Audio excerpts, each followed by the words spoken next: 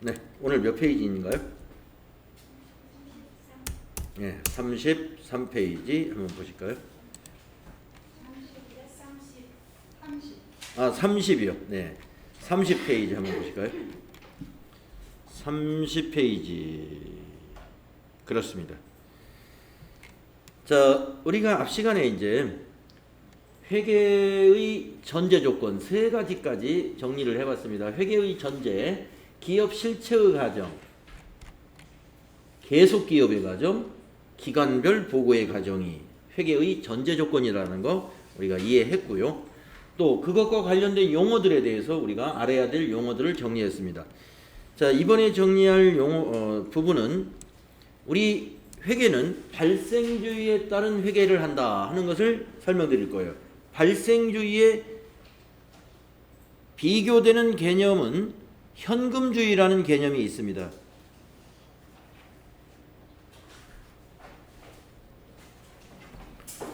발생주의와 현금주의는 서로 비교되는 그런 개념인데요.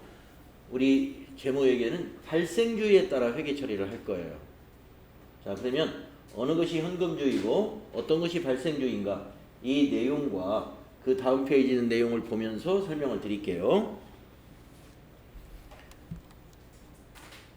자, 발생주의는요, 현금의 수수에 관계없이 거래가 발생된 시점에 인식해서 회계 처리하는 것입니다. 그래서 현금 거래 이외의 비현금 거래에 대해서도 거래를 인식하고 회계 처리하는 것을 우리가 발생주의 회계라 이런 얘기예요. 비현금 거래에 대하여도 거래로 인식하는 것이 무슨 말이냐? 거래라는 건 이게 사고 파는 것이 거래인데요. 계속해서 읽어보시면 이에 따라 거래는 발생하였으나 현금의 유입과 유출이 이루어지기 전에 인식되는 매출 채권이나 매입 채무 등이 발생주의 계정이 사용이 된다. 아직은 좀 어렵겠어요. 여러분, 매출 채권, 매입 채무 아직 안 배웠으니까. 그러면은 한번 제가 메모장에다가 매출 채권이라는 건 무엇이고 매입 채무가 무엇인지 한번 나열을 해 보겠습니다. 여러분, 그 매출 채권이라는 것은요,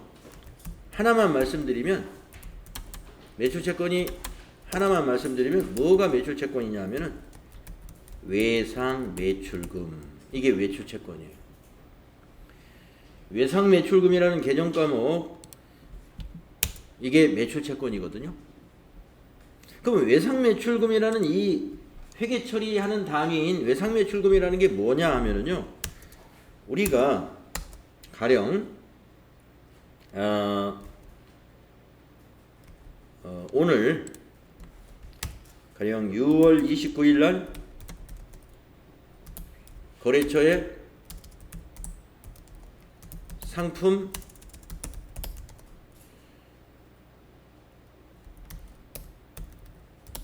$50,000을 외상으로 판매하였다라고 했을 때 상품을 팔고 대금을 아직 안 받았다는 것이죠. 그러면 외상으로 판매하였다. 그래서 대금은 언제 받기로 했느냐? 다음 달 말까지 받기로 했다. 이렇게 가정을 한번 해보겠습니다. 다음 달 말에 받기로 했어요. 다음 달 말까지 주겠다. 자, 그러면 현금주의에서는요, 이 돈을 안 받았기 때문에 이것을 매출, 즉 수익으로 인식을 안 하는 게 현금주의입니다. 근데 우리 회계에서는 이걸 수익으로 인식을 합니다. 회계 처리를 해요. 이것을 어떻게 하시느냐 하면은 차변에 외상 매출금이라는 자산으로 50,000원 잡아줍니다. 이 외상 매출금 차변에 적는 것을 우리가 자산 증가를 의미하는 거예요. 외상 매출금도 자산이에요. 왜냐? 채권이기 때문에. 여러분 채권이라는 의미는 받을 권리를 채권이라고 합니다. 받을 권리. 그러니까 받을 권리가 있으면 그건 내 거나 다름없는 거예요. 약속한 날에 받으면 내 거가 되는 거니까. 그래서 매출 채권 자산입니다. 그래서 외상 매출금 자산 증가. 그리고 반대쪽인 대변에다가 아직은 여러분이 대변이 뭔지 잘 모르시죠? 네, 대변에는 상품 매출이라고 적습니다. 5만 원 이런 식으로 전표를 입력하게 되는데요. 대변의 이 상품 매출은 우리가 수익이라고 그래요. 수익이 발생했다. 수익이 발생한 걸로 인식을 합니다. 돈을 안 받았지만. 왜? 지금 이 얘기하는 우리 회계는 발생주의에 의해서 회계 처리하기 때문에 현금을 받았느냐 받지 않았느냐 하는 것은 그렇게 중요한 사항이 아니에요. 예. 거래가 발생하면 수익으로 인식한다. 그럼 매입 채무는 뭐냐? 매입 채무도 개정 과목 하나만 말씀드리면 매입 채무 개정 과목 중에 외상 매입금이라 하는 개정 과목이 있어요. 외상 매입금이 매입 채무 중에 하나입니다. 그러면 여러분 채무와 채권은 서로 반대되는 건데요. 채권은 받을 권리, 채무는 의무입니다. 의무. 이 채무의 무자가 의무. 갚아야 될 의무가 채무예요. 그렇기 때문에 이거는 어떤 경우에 거래가 인식되느냐 하면은요. 만약에 6월 29일 날 거래처로부터 상품 10만 원을 외상으로 구입하였다. 다음 달까지 주기로 하고 외상으로 구입했습니다. 이것을 우리 회계에서는 어떻게 하느냐? 회계 처리를 합니다. 발생주의니까 차변에 상품이라는 자산이 우리가 샀으니까 자산이 증가합니다. 네. 아직은 여러분이 차변에 상품을 적으면 왜 자산 증가인지 아직은 잘 이해 못 하시니까 그냥 일단은 이렇게 회계 처리한다는 것을 그냥 알아두시는 걸로 하겠게요. 자, 대변은 이게 외상 매입금입니다. 10만 원. 이렇게 회계 처리하는 거예요. 그러면 대변에 있는 이 외상 매입금은 뭐냐? 이걸 부채라고 그러죠. 채무니까 부채입니다. 부채가 증가할 때 대변에 적어요. 그래서 매출 채권인 외상 매출금, 외상으로 판매했을 때 자산으로 인식하고 또 매입 채무인 외상 매입금, 외상으로 구입할 때 부채로 인식을 시키죠. 부채로. 이것을 우리가 발생주의 개정 과목이다 이렇게 말할 수 있다는 거죠. 현금의 지급이나 현금의 수치가 없죠. 그러나 우리는 회계 처리를 한다 이 말입니다. 아마 여러분이 생각할 때도 당연할 거예요. 외상으로 팔았다고 해서 이걸 돈 받을 때까지 장부를 정리 안 한다. 이거 말이 안 되죠. 회계 처리해야 됩니다. 자, 그래서 여기 현금의 유입과 유출이 이루어지기 전에도 우리는 매출채권, 매입채무와 같은 이런 개정 과목을 어떻게 하느냐? 발생을 시키고 있다 이거예요. 왜? 우리 회계는 발생주의 회계를 하기 때문이다. 자, 그 다음에는 이번에는 이 매출채권 매입채무는 자산과 부채에 해당되는 것을 가지고 우리가 발생주의를 한번 이해를 해봤는데 다음 페이지를 보시게 되면 비용을 가지고 한번 이해를 해보자 이거예요. 비용을 가지고 자 사례를 한번 보시면은요 2020년 1월 1일 날 향후 2년간의 자동차 보험료 20만 원을 일시에 현금으로 지급했을 경우 2020년도에 자동차 보험료로 기록해야 될 금액은 얼마일까를 한번 생각해 본다면, 발생주의 입장에서 생각할 때는 2020년도 자동차 보험료는 10만 원이다라고 기록한다는 거고, 현금주의에서 봤을 때는 2020년도 보험료는 20만 원이다라고 기록한다는 거죠. 자, 발생주의는 왜 10만 원이라고 기록하느냐? 여기 판단 내용. 2020년도 보험 혜택을 위하여 발생한 금액은 10만 원이고 2021년도에 보험 혜택을 위하여 발생한 금액은 10만 원이다. 그러니까 요 20만 원이 1년치가 아니라 2년간의 보험료이기 때문에 그 기간을 중심으로 보험 혜택이 어느 기간에 해당되느냐를 기준으로 2020년도에 손익계산서에 가는 보험료는 10만 원만 기록하고 나머지 10만 원은 내년으로 이연을 시켜야 돼요.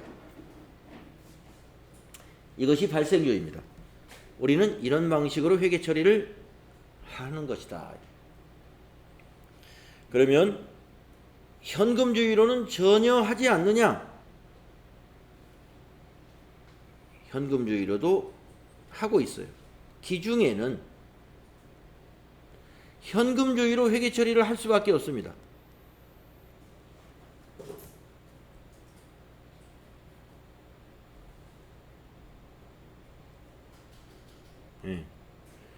기중에는 현금을 1월 1일 날 20만 원 나갔기 때문에 현금 20만 원 나간 걸로 처리해요. 그리고 대변에는 왜 나갔니? 보험료 때문에 나갔다. 비용 처리를 합니다. 2020년 1월 1일 날. 그래서 여기 기중이라는 것은 뭐냐면 회계 기간 중에 1월 1일부터 12월 30일 그 안에, 이거는 현금주의로 해요. 그랬다가 결산할 때 발생주의로, 이 발생주의는 결산 시에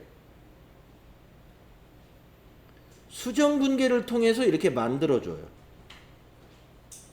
아직 분계라는 게 뭔지도 잘 모르실 텐데 지금 여기 수정 분계, 발생주의에 의한 회계 처리는 결산 시 수정 분기에 의해서 딱 조정을 해줍니다. 비용과 수익에 대해서. 그래서 결과적으로 보면 어떤 거냐? 우리가 지금 회계 처리하는 걸 보면은 현금주의로 처리했다가 결산 때 발생주의로 조정해주는 그런 회계 처리를 하고 있구나, 이렇게 판단하시면 됩니다. 그럼 결과적으로 재무제표에 보고되는, 외부로 보고되는 것은 결산 때 다 반영해가지고 조정해가지고 보고가 되기 때문에 결과적으로 보고되는 자료는 다 발생주의에 의해서 조정이 된 것들이에요. 이해가시죠? 자, 그래서 여러분들 우리 회계는 어떤 회계를 한다고 보셔야 되느냐? 발생주의 회계를 하고 있다, 이렇게 보셔야 된다. 그렇다고 현금주의로 회계 처리를 전혀 안 하는 건 아니다. 하면서 결산 때 발생주의로 수정을 해줘요. 예. 오케이. 자, 이번에는 이제 회계의 질적 특성에 대해서 알아보겠습니다. 회계 정보의 질적 특성. 여러분, 이 질적 특성이라는 것은 우리가 보통 어떤 제품이나 상품을 이게 좋은 거니 나쁜 거니 할 때 우리가 품질이라고 그러죠. 품질. 그러니까 회계 정보에도 품질이 있다, 이거예요. 품질, 퀄리티. 회계 정보에도 품질이 있다. 그러면 회계 정보의 품질은 크게 중요한 거 세 개를,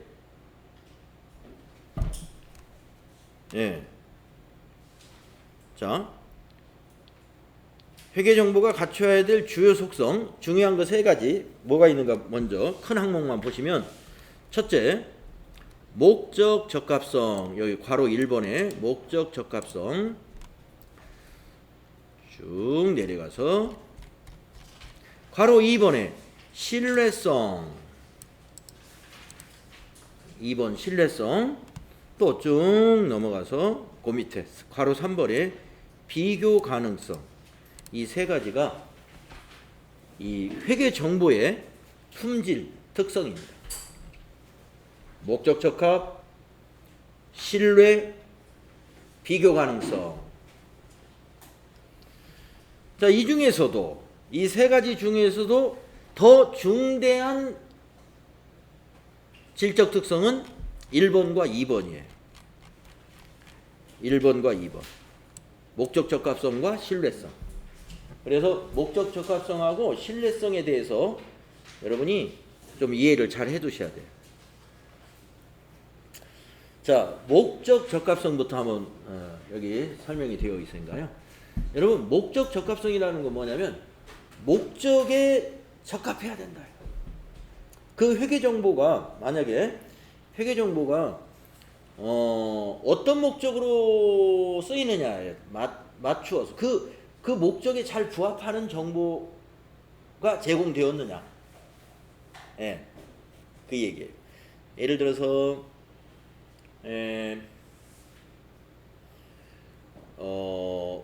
우리가 재무회계는 외부 정보 이용자를 위한 회계라고 볼 수가 있으니까 여기 내용 중에서 나옵니다만은 만약에 투자자들을 위한 것이다 라고 했을 때 투자자가 1년간 어떤 투자 목표를 정했어요. 그래서 우리 회사에 주식을 투자해 가지고 이번 2020년도 1년 동안 가령 500만 원만큼의 수익을 올리려고 한다. 뭐 매매 차익이든 아니면 나중에 배당금 수익이든 간에 그런 목표를 갖고 투자했다고 보겠습니다. 그러면 그 투자자를 위한 회계 정보를 제공한다는 건 거기 그 목적에 적합하냐 이것을 의미하는 거예요. 그 목적에 적합하냐. 우리가 재무회계는 원래 중립적으로 하는 겁니다. 중립적으로 하는 건데 경우에 따라서는 그 목적에 적합한 회계 정보가 제공되어야 될 때가 있어요. 그게 바로 목적 적합성이에요. 그러니까 이 목적 적합성은 약간 중립적인 것을 벗어난 겁니다. 네. 자, 한번 내용을 읽어볼게요. 회계 정보가 정보 이용자의 의사결정에 유용하기 위해서는 그 정보가 의사결정 목적과 관련되어야 한다. 즉 목적 적합성, 이게 목적에 적합하냐 이 말이에요. 목적 적합성 있는 정보는 정보 이용자가 기업의 과거, 현재, 미래 사건의 결과에 대한 예측을 하는데 도움이 되거나, 미래를 예측하는 거, 이게 중요하죠. 예측하는데 도움이 되거나 또는 그 사건의 결과에 대한 정보 이용자의 당초 기대치를 확인하거나 수정할 수 있게 함으로써 수정하게 있게 한다. 예측을 하는데 도움이 된다. 이런 것들이 이제 목적 적합성의 중요한 키워드예요. 수정할 수 있게 함으로써 의사결정의 차이를 가져올 수 있는 정보를 말한다. 목적 적합성은 다음과 같은 하위 질적 특성으로 구성된다. 그러니까 목적 적합성을 뒷받침하려면은 이런 다음과 같은 하위 질적 특성이 있어야 된다. 그것이 첫째가 예측가치. 아까 여기 문장 중에 예측하는 데 도움이 되어야 된다 그랬죠? 예측하는 데 도움이 되어야 된다. 예측가치라는 것은 예측할 수 있는 정보이어야 된다 이거예요. 여기 예를 한번 직접 들어봅시다. 예가 여기 나와 있는데 반기 재무제표에 의해서 발표되는 반기의 이익은 연간 이익을 예측하는 하는데 활용될 수 있다는 거예요. 이것이 예측가치라는 거예요. 자, 오늘이 바로 반기의 마지막 날이죠. 6월 30일. 그러면 아마 이 국내든 국외든 간에 국내에 있는 그 기업에 많은 투자자들이 투자를 하고 있을 텐데 가장 많은 투자자가 그 투자하고 있는 기업이다 그러면 아마 우리 국내에 있는 유명한 회사 무슨 회사들이 있을까요? 예, 삼성전자 같은 회사. 하이닉스, SK, 현대자동차 뭐 이런 이름만 딱 들어도 아 여기는 외국인도 많이 투자하고 국내 일반 투자자들도 개미 투자자들도 많이 사고 있는 그런 기업들이라고. 그래서 반기 6월 30일 날 이제 오늘부로 영업이 이제 좀 끝나잖아요. 오늘부로 영업이 끝나면 내일부터 부랴부랴 정확하게는 아니더라도 빨리 결산을 합니다. 반기 결산. 그래가지고 손익계산서를 만들어요. 그래서 이제 경제부 기자들 신문사에 뭐 삼성전자의 반기 영업이익은 얼마입니다. 이걸 발표를 해요. 그래가지고 전년도 반기 대비 금년도에 얼마가 증가했다든가 얼마가 감소했다든가 이런 것들을 추세를 얘기해 줍니다. 어느 정도 빨리 하냐면은 아마 다음 주죠. 다음 주 한 7월 10일 전에 나올걸요? 방송에. 이거 굉장히 빨리 나오는 거예요. 그건 왜 그러냐면 이 목적에 적합하려면 그걸 굳이 방송에 내보내는 이유는요. 바로 이런 것들이에요. 이 빨리 우리 회사의 투자자들에게 우리 회사에 투자해가지고 얻을 수 있는 예측, 그 예측 가치를 높여주기 위해서 제공을 하는 거예요. 반기의 이익을 알면 연간 이익을 예측하는 데 큰 도움이 된다. 이것을 예측 가치라고 그래요. 그 다음에 피드백 가치는 뭐냐? 여러분 피드백이라는 것은요. 어떤 정보가 제공되면 그 정보를 이용해 가지고 뭔가를 액션을 취하는 게 피드백이죠. 그러니까 뭐 계획을 수정하는 거 이런 것이죠. 아까 여기서 이 예측을 해서 수정할 수 있게 한다. 의사결정을 고친다. 의사결정을 고치는 거. 이걸 우리가 피드백한다고 하는 거. 네, 여기 예를 직접 한번 보세요. 예를 보시면 어떤 기업의 투자자가 특정 회계연도의 재무제표가 발표되기 전에 그 해와 그 다음 해의 이익을 예측하였으나 재무제표가 발표된 결과 당해년도 이익이 자신의 이익 예측치에 미달하는 경우 투자자는 그 다음 해의 이익 예측치를 하향 수정하게 된다는 것이죠. 이 예에서 당해년도의 보고이익은 피드백 가치를 갖고 있는 정보라고 말할 수 있다. 그 정보를 보고서 야 이거 수익을 좀 낮게 잡아야 되겠는데 이렇게 본다. 그래서 기업들도 여러 가지 내부적인 여건이나 외부적인 여건이 바뀌면 수정 사업계획서를 다 짜요. 연초에는 우리가 코로나가 있으리라고 생각도 못하고 사업계획서를 아주 어떤 이 코로나19 사태를 예측하지 못하고 작년 12월 달에 2020년도 사업계획을 짰을 거란 말이에요. 그런데 2020년 시작하자마자 2월 달부터 난리 법석이 났단 말이에요. 생각지도 못한 거죠. 예측을 못했어요. 그리고 이제 지금 벌써 몇 달 지나면서 이제 반기 결산이 나오면 이건 충분히 올해 연말까지 이 코로나가 어떻게 가며 그 코로나가 우리 회사의 영업에 어떤 영향을 미치겠다. 이런 것들을 예측할 수 있죠. 그 예측한 정보를 피드백하는 거예요. 그래서 이제 사업계획 다 수정. 수정. 그래서 비용도 줄이고 만약에 매출이 줄어들면 비용도 다 줄어들어야 돼요. 여러 가지 정책들을 고치는 거죠. 그걸 우리가 수정하는 것을 피드백한다. 자, 근데 이 목적 적합성에 이 예측이 가능하려면요, 그 세 번째 있는 적시성이 뒷받침돼야 돼요. 적시성. 그러니까 시기적으로 적시에 제공을 해줘야지. 여러분 적시라는 말 알죠? 너무 늦으면 안 된다 이런 뜻이에요.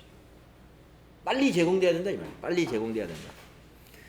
무슨 말이냐면은 지금 오늘이 6월 말 반기 결산인데 반기 결산 보고를 7월 한 달 넘겨서 한 달씩이나 넘겨서 8월이나 9월쯤에 발표를 하면 너무 늦어요. 그 피드백 하기가 너무 늦어요. 그래서 여기가 적시성이라는 건 좀 빨리 제때 보고해야 된다 이런 얘기입니다. 예, 그래서 여기 목적 적합한 정보는 정보의 적시성을 전제로 한다. 이게 전제되어야 된다. 즉 의사결정 시점에서 필요한 정보가 제공되지 않는다면 동정보는 의사결정에 이용될 수도 없고 따라서 목적 적합성은 상실된다. 우리가 피드백한다, 예측한다는 말은 이 정보가 그 분기 결산이든 반기 결산이든 그 정보가 가능한 빨리 제공되어야만이 그것이 예측 가치로서 도움이 되는 것이고 또 피드백까지도 원활히 갈 수 있다는 것이죠. 이해가시죠? 그래서 이 세 가지가 서로 연관성이 있어요. 이 세 가지. 예측 가치, 피드백 가치, 적시성, 이게 서로 연관성이 있더라 이겁니다. 그래서 예피적 이렇게 시험 보는 분들이 외워요. 예피적. 여러분도 외울 수만 있으면 예피적이라고 한번 외워보세요. 예피적이 뭐죠? 목적적 합성 이렇게. 예피적, 목적적 합성. 자, 다음 신뢰성에 대한 얘기 해보겠습니다. 네, 여러분 신뢰라는 말 우리 일상에서도 많이 쓰잖아요. 믿음이 간다. 이 사람은 참 신뢰할 만한 사람이다. 하면 아주 정확한 사람이다 이 말이죠. 믿을 만하다. 정확하다. 자, 회계정보가 정보 이용자의 의사결정에 요용하기 위해서는 신뢰할 수 있어야 된다. 이거 신뢰. 가짜로 만들면 안 되지 않느냐 이거. 신뢰할 수 있는 정보이어야 한다. 회계정보의 신뢰성은 다음과 같은 하위 질적 특성으로 구성된다. 자, 신뢰할 수 있다는 말은 첫째, 표현을 충실하게 해야 돼요. 표현을 충실하게 한다. 자, 회계정보를 만들 때 좀 자세히 표시해라. 이거. 자세히 표시해. 자, 이것도 A만 보세요. 여기 있는 거 쭉 읽어보셔도 좋은데 핵심적인 건 A에 나와 있습니다. 예를 들어서 사실상 회수 불가능한 매출 채권이, 아까 제가 메모장에다가 매출 채권 중에 하나 말씀드렸죠. 외상 매출금. 네, 외상 매출금이 매출 채권이죠. 회수 불가능한 매출 채권. 그러니까 외상 매출금이 있는데 회수 불가능하다는 건 뭐냐면 거래처가 금방 쓰러지게 생겼어요. 우리한테 갚을 능력이 없어. 우리 회사가 보기에. 예. 근데 그 돈이 커요. 근데 외상 매출금을 지워버려? 예. 자, 회수 불가능한 매출 채권이 회수 가능한 것처럼 재무제표에 표시된다면, 아까 외상 매출금이 자산이었죠? 자산이 예를 들어서 5억, 외상 매출금 5억이라고 써 있단 말이에요. 5억. 그런데 그 중에서 2억은 다 받을 수 있는 거예요. 한두 달 전에 외상 준 것들이에요. 근데 이 3억은 벌써 외상 준 지가 2년째 됐어. 다음 달에 주겠다고 외상 주었는데 그걸 지금 주겠습니다 하면서 미루고 한 게 지금 한 2년째 미루고 있는 게 3억이야. 그럼 어떻게 돼요? 거의 받기 어려운 거죠. 예, 그 회사가 갑자기 상황이 확 좋아지면 모를까. 그러지 않는 한은 다음 달에 주겠다고 한 지가 지금 2년째 미뤄지니까 거의 받기를 포기해야 될 겁니다. 그걸 말하는 거예요. 회수 불가능한 매출채권이 회수 가능한 것처럼 재무상표에 표시가 된다면 이 매출채권의 측정치는 표현의 충실성을 상실했다 이거예요. 그래서 여러분이 이 매출채권 배울 때 저걸 충실히 표현하는 방법을 배울 거예요. 대손 충당금의 설정이라는 걸 합니다. 그 회사가 완전히 망하지는 않았기 때문에 주겠다고는 하고 있기 때문에 그것을 장부에서 지우는 건 아니에요. 그냥 위험해. 이건 못 받을 확률이 매우 높다 해서 왜 대손 충당금으로 설정을 해요. 자산에서 빼줘요. 그래서 대손 충당금을 적으면 예를 들어서 이렇습니다. 만약에 장부에다가 아예 장부를 진짜 보여드리면 되겠죠. 예를 들어서 자, 이 더존 프로그램에 있는 장부 하나를 보겠습니다.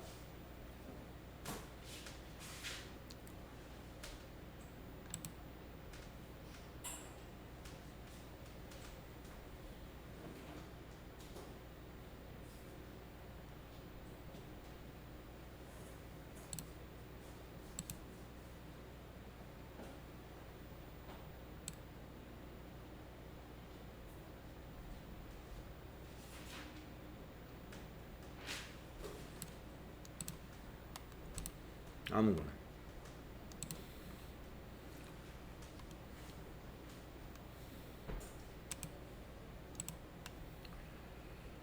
자, 대손충당금은 자산의 차감 계정이기 때문에 재무상태표에 표시가 될 텐데요. 재무상태표를 6월 말로 한번 보도록 하겠습니다. 자, 6월 말로 재무상태표를 보는데 이게 지금 재무상태표라고 하는 겁니다. 그러면 외상매출금이 어디에 표시됐냐면은 여기에 있네요. 외상매출금. 자, 이것만 가지고 한번 볼까요? 자, 예를 들어서 이겁니다. 자, 이 회사의 외상매출금은 2억 821만 4천 원이래요. 그런데 그 밑에 대손충당금 50만 원이에요. 50만 원. 50만 원은 못 받을 것 같은 외상매출금이다. 그러면 옆에 이 금액을 보세요. 지금 2억 8,021만 4천 원에서 50만 원을 딱 뺐죠. 빼가지고 여기 2억 771만 4천 원. 이게 장부 금액입니다. 그러니까 우리 이 재무자료를, 이 재무제표를 볼 때는 우리가 어떻게 봐야 되냐면은, 외상이 지금, 이거 자산이, 외상매출금 자산이 2억 8,021만 4천 원 있는데, 이거는 못 받을 것이 거의 확실한 거. 그리고 확실히 받을 수 있는 건 이거구나. 이렇게 보는 거예요. 그런데 여기를 사실은 못 받는 게 50이 아니라 500만 원인데 여기 50만 원으로 속여서 표시했다라고 하면은 이 금액이 커지겠죠. 그 자산이 합계가 늘어나요. 네, 자산 합계가. 그래서 분식회계를 할 수가 있어요. 저런 것도. 받을 수 있는지 받을 수 있는지 없는지는 외부 사람은 모르죠. 그 내부 사람만 알아요. 회사 내부에 있는 영업직 직원들만. 그러니까 많이 속일 수 있겠죠. 네. 그래서 속이지 말아야 된다 이거예요. 속이지 말아야 된다. 신뢰를 얻으려면 충실하게 표현해라. 사실대로 표현해라. 표현의 충실성이 그런 것들이라. 두 번째는 검증 가능성. 검증이 뭐냐? 검증한다. 우리 뭐 여러 가지 검증이라는 거 있죠. 정말이야? 사실이야? 하고 확인하려고 하는 거예요. 확인하려고. 예를 들어서 제가 이 핸드폰을 1,000만 원에 샀다. 이렇게 누구한테 얘기를 했습니다. 친구한테. 야, 이거 나 1,000만 원에 샀어. 에이, 그거 1,000만 원 아니야. 검증해봐. 증명해봐. 증명. 그러면 제가 어떻게 해야 돼요? 이거 산 뭐 신용카드, 이게 어느 매장에서 샀다 그러면 이거 샀으면, 내가 신용카드로 샀으면 영수증 보여주면 검증이 되죠. 증명할 수 있어야 돼. 이걸 내가 1,000만 원에 샀다는 걸. 그렇게 증명하거나 아니면 네가 가서 사봐. 그래서 친구가 그 매장에 가서 요 모델을 똑같이 얘기하고 이거 얼마예요? 물어보니까 1,000만 원은 아니고 만약에 990만 원이다 그랬어요. 딱 10만 원만 차이 나죠. 뭐 1,000만 원짜리에서 10만 원 차이는 미미한 차이죠. 비슷하게 맞잖아요. 그러면 검증 가능하다. 그건 검증이 된다. 그런 뜻입니다. 자, 보세요. 회계정보가 신뢰성을 갖기 위해서는 객관적으로 검증 가능해야 한다. 검증 가능성이란 동일한 경제적 사건이나 거래에 대하여 동일한 측정 방법을 적용할 경우에 다수의 독립적 측정자가 유사한 결론에 도달할 수 있어야 함을 말한다. 예. 자, 어떤 회사가 재무제표에다 여기다가 자, 재고자산 한번 볼까요? 비유동자산에 재고자산에 여기 재고자산, 여기 유동자산이죠. 여기 상품 이렇게 했습니다. 너무 고개가 아프겠어요.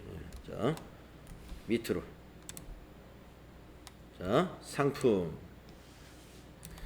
자, 이게 어떤 회사의 상품이 지금 6월 말 현재 1억 821만 7천 원이 있대요. 상품이.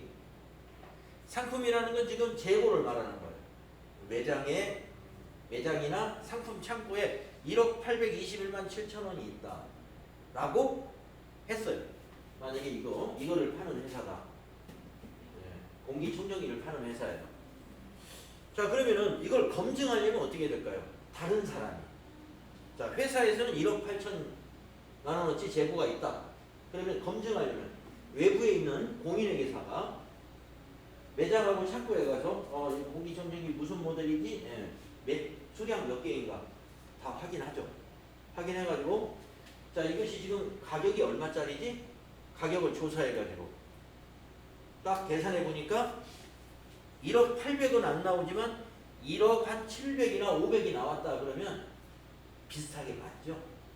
그 정도 되면은 검증이 된다. 검증이 됐다 이거. 그런데 외부에 있는 사람이 가서 계산을 확인을 해서 수량 조사하고 시장 조사해가지고 가격 확인해 보니까 1억 800이 아니라 5천만 원밖에 안 돼요. 2배나 뻥을 친 거죠. 이거는 검증이 안 돼요. 그래서 검증 가능성 누가 따져봐도 비슷한 결과는 나와야 된다. 그래야 신뢰를 얻을 수 있다. 검증 가능성. 다음에 마지막으로 중립성이에요. 중립성. 그러니까 우리 회계는 말이죠. 경영자만을 위해서 경영자에게 유리하게 회계 처리를 한다든지 투자자, 채권자 어느 특정 목적을 위해서 편향적으로 처리하면 안 돼요. 이게 바로 중립성입니다. 자, 회계가 신뢰성을 갖기 위해서는 편의 없이 중립적이어야 한다. 의도된 결과를 유도할 목적으로 재무제표에 특정 정보를 표시하거나 정보 이용자의 의사결정이나 판단에 영향을 미친다면 그러한 회계 정보는 중립적이라고 할 수 없다. 그러니까 어떤 의도를 가지고 뭘 빼낸다든가 뭘 더 추가한다든가 이런 편향적인 회계 처리를 해서는 안 된다 이거예요. 자, 그래서 결론적으로 신뢰받을 수 있는 회계 정보라는 것은 표현이 충실해야 되고 검증 가능해야 되고 중립적이어야 한다는 거죠. 그래서 우리가 이걸 첫자만 따가지고 표검중이다 이렇게 시험 보는 분들이 표검중, 신뢰성은 표검중, 목적 적합성은 예피적 이렇게 이제 외운다는 거죠. 시험 볼 때까지만. 시험 보기 전날은 한번 그렇게 외워놓으세요. 이게 이론 시험으로 나올 확률이 매우 높아요. 그래서 이런 걸 내가 공부했었구나라는 걸 기억만 하셔도 시험을 앞두고 이건 내가 시험에 잘 나오니까 외워야지 이렇게 하고 하시면 됩니다. 자, 그러면 이제 회계의 질적 특성에서 비교 가능성이라는 건 도대체 무슨 말이냐? 비교라는 말 여러분 아시잖아요. 비교가 가능하려면은 기업 실체의 재무 상태, 경영 성과, 현금 흐름 및 자본 변동의 추세 분석과 기업 실체 간의 상대적 평가를 위하여 회계 정보는 기간별로 비교가 가능해야 하고 기업 실체 간에도 비교가 가능해야 된다. 자, 기관별 보고라는 건, 비교라는 건 뭐냐면, 자, 우리 회사예요. 같은 회사. 자, 우리 회사 복리후생비는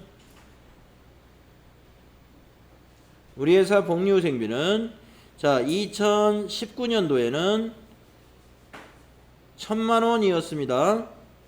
근데 2020년도에는 3,000만 원으로 복리후생비가 껑충 뛰었습니다. 예, 그러면서 300% 증가했다. 300% 증가했다. 3배가 증가했다. 만약에 이런 분석을 했다면은, 자, 복리후생비가 전년 대비 올해 비교해 보니까 3배가 올랐어요. 예, 이런 것이 비교 가능성입니다. 기간별 비교. 그래서 우리가 이 손익계산서를 한번 볼까요? 이건 재무제표니까. 재무상태표도 그 비교식으로 만듭니다. 그러나 손익계산서도 비교식으로 만들어요. 네, 이건 6개월치니까 12개월치. 아직 마감이 안 돼서 여기 매출원가는 제로로 나옵니다만 그냥 보겠습니다. 자, 복리후생비를 한번 보겠습니다. 자, 이 회사의 복리후생비가, 여기가 지금 글씨가 깨알 같아서 잘 안 보이겠죠? 자, 여기가 당기, 여기 오른쪽이 전기입니다. 전기. 네, 전년도 여기가 당기니까 금년도 올해. 자, 복리후생비 하나를 보니까 작년도 1월 1일부터 12월 30일까지는 510만 원이 복리후생비로 지출됐어요. 그런데 올해 당기에 1월 1일부터 12월 30일까지 1,200만 원이 지출됐어요. 2배 이상 복리후생비가 늘었네요.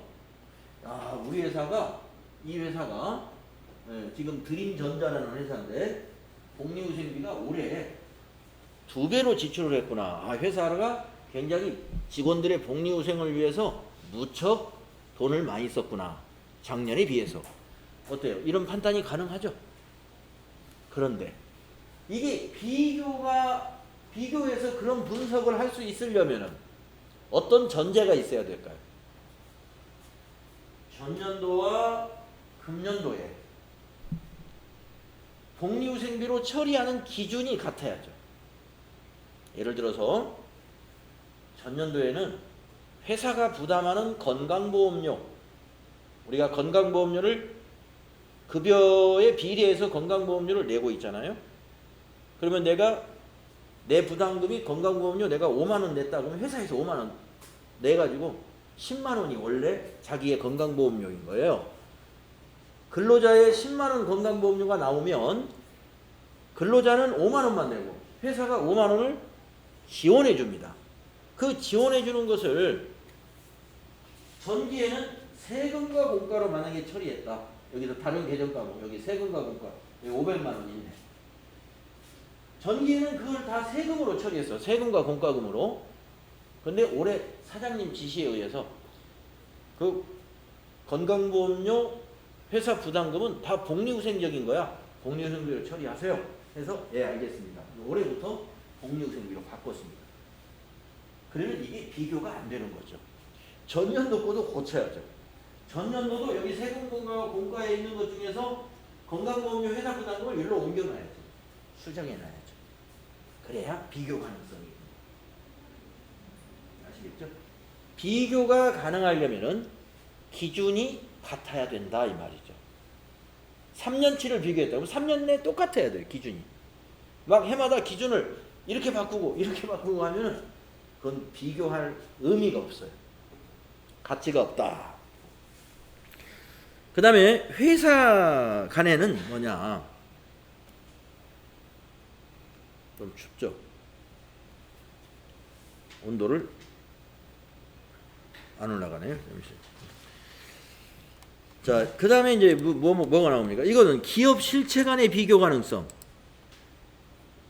아까 앞에 거는 같은 회사의 기간별 비교예요. 전기와 단기 비교하는 거. 기업 실체 간의 비교 가능성이란 뭐냐? LG전자와 삼성전자를 비교하는 거. 이게 기업 실체 간의 비교입니다. 그런데 LG전자와 삼성전자를 비교하려면은 어떤 LG전자와 삼성전자의 가령 영업이익을 비교한다든가 뭐 복리후생비도 마찬가지고 이걸 비교를 하려면은 기준을 똑같이 맞춰야 됩니다. 우선 그 종목이 같은 전자회사지만 종목이 같은가? 자, LG전자도 가전도 하고 반도체도 한다. 삼성전자도 가전도 하고 반도체도 한다. 그렇다면 성격이 같은 거예요. 직접 비교해서 어느 회사가 수익을 많이 내고 있는가 비교가 가능합니다. 그런데 삼성전자와 하이닉스를 비교한다. 이건 좀 고려를 해봐야 돼요. 하이닉스는 가전이 없고 그냥 반도체만 한다. 근데 삼성전자는 가전도 하고 있어요. 이게 직접 비교가 가능하겠느냐? 그런 걸 말하는 거예요. 기업 실체 간의 비교. 이런 것도 회계 기준이 똑같거나 그 종목이 같아야 비교가 가능하다. 이런 의미가 되겠습니다. 그래서 비교 가능성이라는 질적 특성은 시험에서 그렇게 많이 나오진 않아요. 그러나 그 위에 있는 두 개, 중요한 거 두 개는 많이 나옵니다. 목적 적합성과 신뢰성에 대해서는 많이 나옵니다.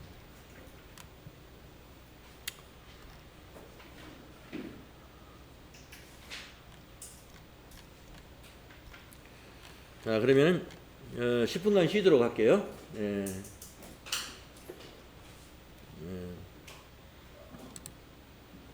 3시 10분까지 쉬겠습니다. 3시 10분까지.